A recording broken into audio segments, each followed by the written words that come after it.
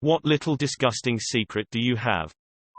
Before I knew what masturbation, ejaculation was, I was humping tons of things because it felt good on my penis. Well, my brother wasn't home, so I went into his room to play Ocarina of Time. After a few minutes, I took off my pants and started humping his full body pillow and ejaculated. I swiftly turned off the game, turned his pillow over, and never told him.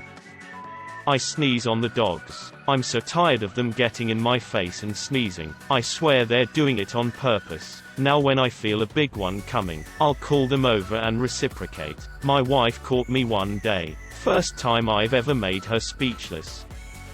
Mentioned this in a similar thread some time ago. Me and my brother used to fart on my dad's pillow when we were kids, and it was hilarious. Every night he would go to bed and his pillow would stink and he would blame the cat. Eventually he started hiding his pillow, and to this day he doesn't know.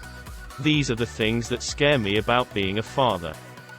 I've slept with my aunt's daughter. My uncle, who I'm blood related to, isn't the father, and that same uncle's ex-fiance's daughter. Not technically incest, but enough that I feel kind of dirty about it.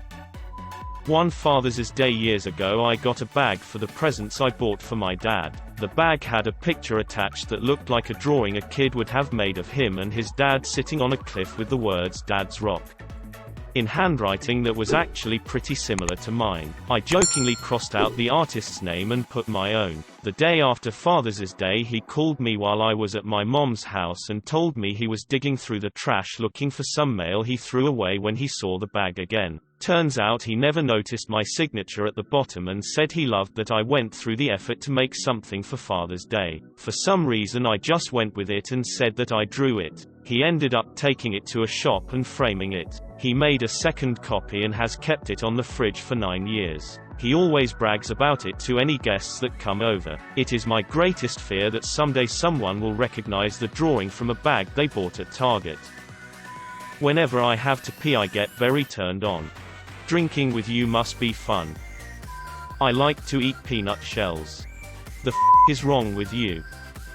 When I was about 15, I had an online boyfriend that was about 13. He'd call me really late at night and get me to tell him dirty things. Now, this was back around the turn of the millennium and long-distance calls were pricey. He told me that his mom was going to be having surgery soon and that he might not be able to call as much because his brother, or his dad would probably be on the phone a lot.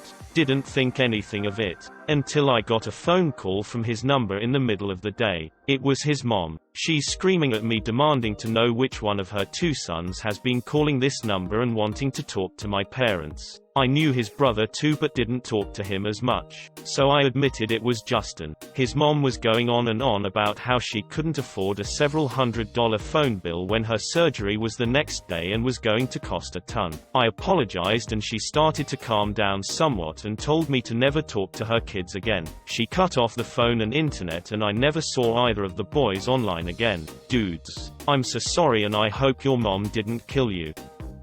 When I was young I had to shit but needed help wiping still, but I knew Dad wouldn't help, so for some reason I shit in the backyard behind the shed. Next day Dad was going off about how the neighbor's dog shit in the backyard, and so he picked it up with a plastic bag and threw it over the fence.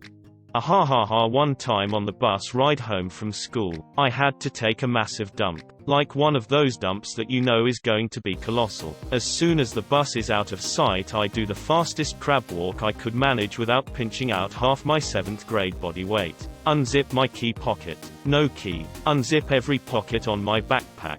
No key. I mutter to myself, oh no. I search under the mat, above the door, in every cabinet for a spare key. Nothing. I'm shit out of luck. I scramble and try to break the window, but I know my dad will kill me. Keep in mind this is within 5 minutes of me getting home. I am frantically trying to find a way in, sweating, butt cheeks clenched together tighter than an asshole, trying not to shit his pants. In a pinch, I can get crafty, like a mad scientist about to create this demon spawn. I grab a bunch of my mom's nice napkins from the screened-in porch and make a beeline to the back of my shed. I let my inner caveman take over. Grunting, I get on my hands and knees and dig a nice hole. I didn't give a shit if anyone was looking. I dropped a huge spike right on target. I swear. To this day, it was steaming and probably about 80 degrees Fahrenheit outside, when I came to, and realized I wasn't fighting off mammoths and saber-toothed tigers anymore. I wiped with my nice napkins and buried that monster in a very shallow grave. It definitely haunts my backyard to this day. I ate a garbage grapefruit last week. Like from someone's garbage. Like from some stranger's office garbage. I was cleaning some offices and there it was, guess my occupation. In the trash. I don't even know the occupant of the office. I wasn't even hungry. Something in me just decided that I had to eat this trash fruit. I watched myself take it out of the garbage and was like, what am I doing? Am I really doing this? Oh my god, I'm really doing this. So not only that, but even though the entire building was empty, I hid in a closet at work and crouched over my precious SS and ate it. It was the juiciest, sweetest, most delicious grapefruit I have ever had in my entire life. I ate someone else's trash in a dark closet posed like Gollum.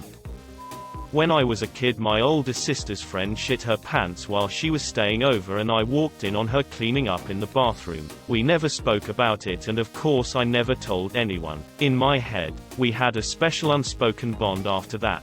Point is, that was the first time I had ever seen a naked girl in person, and I think that's why I have such a serious shit fetish. Well, that ended differently than I expected. When my grandmother was a teenager, she and her mother hid 5 Jews in her home. Next, the resistance dumped another 11 or 12 Jewish children on her. One of them was a 12-year-old boy. He was the only boy in the group. He was a psychopath. He hit the Jewish girls and stole food from them. He was very rude to my grandmother and repeatedly threatened to snitch on her to the Nazis. At first he threatened to snitch to get more food. His demands got more and more outrageous as time went on. At last, he demanded that they provide him with a suit. What did he want a suit for? That was the last straw. My grandmother murdered him. Maybe she was under the impression that killing him would save the little girls he was abusing. Not so. They ran off and probably starved to death. Only 2 or 3 of them survived the war. Grandma mostly failed. This story makes me want to puke. A girlfriend of mine once told me my clothes suck, so she bought me a new outfit. That I approved of. And we had a date later that night. I took a shower. Put on the outfit. Right before walking out the door, figured it was good to use the bathroom number 1. Thought I had a great fart coming on. Turns out it wasn't just a fart and ended up needing another shower and not wearing the shorts. Hard to come up with a reason why I wore the shirt but not the shorts. I'm not gonna wear those shitty shorts. Very late to the party, but here we go. Not me but my best friend in high school. For some reason or another thought that if he didn't poop eventually his body would just absorb, digest 100% of the turd matter and make it into energy. Admittedly, for about the first 3 to 5 days it was a painful battle, but he was able to keep it all in him. After that the pains he was feeling sort of went away. Fast forward maybe a week or 2. We go to Costco for lunch, buck fiddy hot dogs. And while we're at a table eating, I see a look of agonizing pain go across his face. He said he has to go to the bathroom and that he'll meet me outside. Now this is when shit gets real. He knew that at that moment his experiment had failed and that the time to release the poop was now. He got to a stall and started to push. Except, it wasn't all coming out. It had started normal enough. But very quickly his coil grew in diameter and he couldn't push it past his rim anymore. He found out later that what had happened was that his poop had essentially dried up and hardened inside him, coning out and forming a reverse butt plug situation. Knowing that this wasn't going to come out on its own, he somehow managed to crab walk from the toilet to the sink, take the mirror off the wall, place it in the floor, squat over it, and for sanitary concerns, wrapped his hands to his elbows in toilet paper. At this point he assumed the position, grabbed on with both hands and with a violent push-pull technique, released the plug of pressure and everything else that was built up behind it and instantly passes out.